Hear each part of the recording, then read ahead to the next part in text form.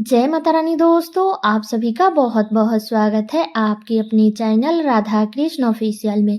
उम्मीद करती हूँ आप लोग बहुत ही अच्छे होंगे। तो ये बताने के लिए कमेंट बॉक्स में जय श्री विष्णु जरूर लिखिएगा। तो चलिए दोस्तों, आज हम इस वीडियो में फाल्गुन मास के शुक्ल पक्ष में पड़ने वाली आमलकी एकादशी व्रत की कथा सुनेंगे, जो कि अब की बार साल 2025 में आमलकी एकादशी का व्रत 10 मार्च को किया जाएगा। दिन है सोमवार। तो इस दिन हमें विधि विधान से विष्णु भगवान का पूजा करना चाहिए।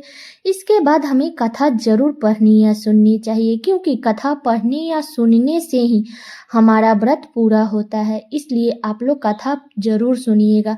तो चलिए सुनते हैं आमलकी एकादशी व्रत की कथा।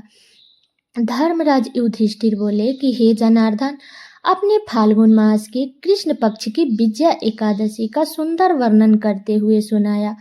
अब आप फाल्गुन मास के शुक्ल पक्ष की एकादशी का क्या नाम है तथा उसकी विधि क्या है, कृपया करके आप मुझे बताइए।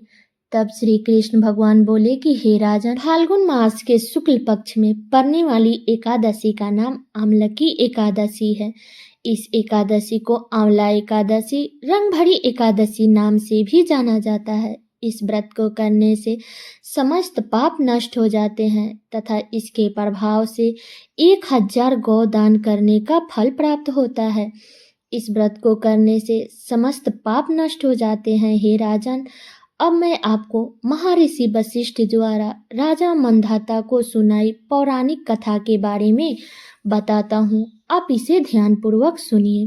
राजा मंधाता बोले कि हे वशिष्ठ जी, यदि आप मुझ पर कृपा करें तो किसी ऐसे व्रत की कथा कहिए जिसमें मेरा कल्याण हो।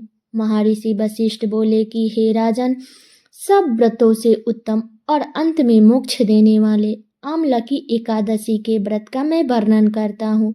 यह एकादशी फाल्गुन मास के शुक्ल पक्ष में आती है। एक वैदिक नाम का एक नगर था, जिसमें ब्राह्मण, क्षत्रिय, वैश्य और क्षुद्र चारों वर्ण आनंद सहित रहते थे। उस नगर में सदैव वेद ध्वनि गुजा करते थे तथा पापी, दुराचारी और नास्तिक उस नगर में कोई नहीं था। उस नगर में चैत्रथ नाम का चंद्रवशी राजा राज्य करता था। वह अत्यंत विद्वान तथा धर्मी था। उस नगर में कोई भी व्यक्ति दरिद्रता या कंजूस नहीं था। सभी नगरवासी विष्णु भक्त थे और उस नगर के सभी स्त्री पुरुष एकादशी का व्रत करते थे। एक समय की बात है, फाल्गुन मास के शुक्ल पक्ष की आमलकी एकादशी आई। उस दिन राजा, प्रजा तथा बाल वृद्धा हर्षपूर्वक व्रत किया।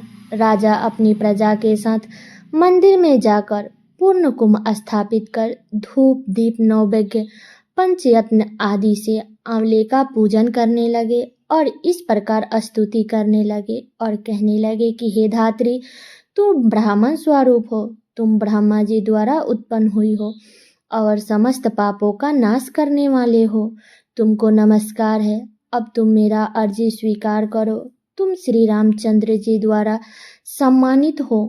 मैं आपसे प्रार्थना करता हूँ कि आप मेरे समस्त पापों का नाश करो। और उस मंदिर में सबने रात्रि को जागरण किया। तब रात के समय वहाँ एक बहेलिया आया, जो अत्यंत पापी और दुराचारी था। वह अपने परिवार का पालन जीव हत्या करके करता था।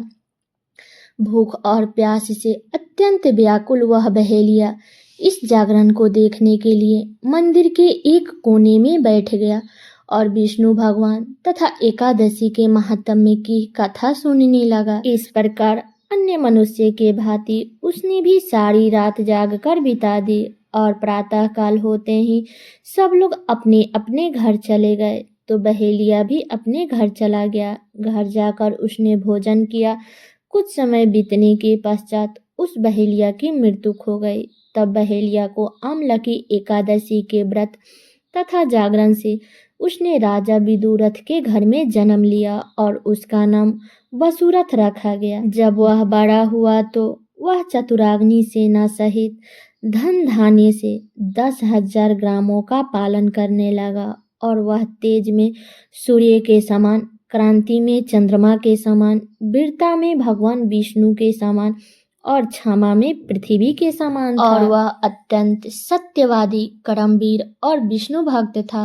वह प्रजा का समान भाव से पालन करता था। दान देना उसका नित्य कर्तव्य था। एक दिन राजा शिकार खेलने के लिए वन में गया। संयोगवश वह मार्ग भूल गया और दिशा का ज्ञान न रहने के कारण उसी वन में एक वृक्ष के नीचे सो गया। थोड़ी देर बाद पहाड़ी मलेच्छ वहां पर आ गया और राजा को अकेला देखकर मारो मारो शब्द करते हुए राजा की ओर दौड़ा।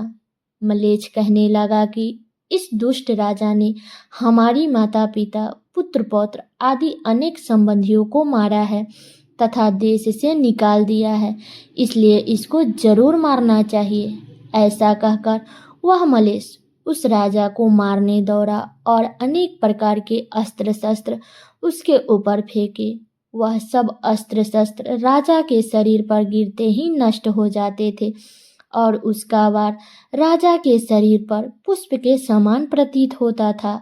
अब उन मलेच्छ के अस्त्र शस्त्र उल्टा उन्हीं पर प्रहार करने लगा, जिससे वह मूर्छित होकर गिरने लगे।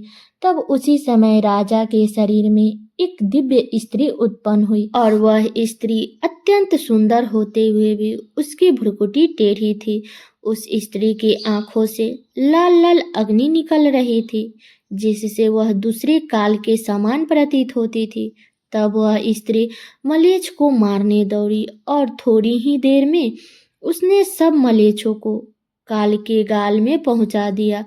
तब जब राजा सोकर उठा तो उसने मलेच्छ को मरा हुआ देखकर कहा कि इन सभी शत्रुओं को किसने मारा और इस वन में कौन मेरा शुभ चिंतक रहता है। वह ऐसा विचार कर ही रहा था कि वहां आकाशवाणी प्रकट हुई और कहा कि हे राजा, इस संसार में विष्णु भगवान के अतिरिक्त कौन तेरी सहायता कर सकता है।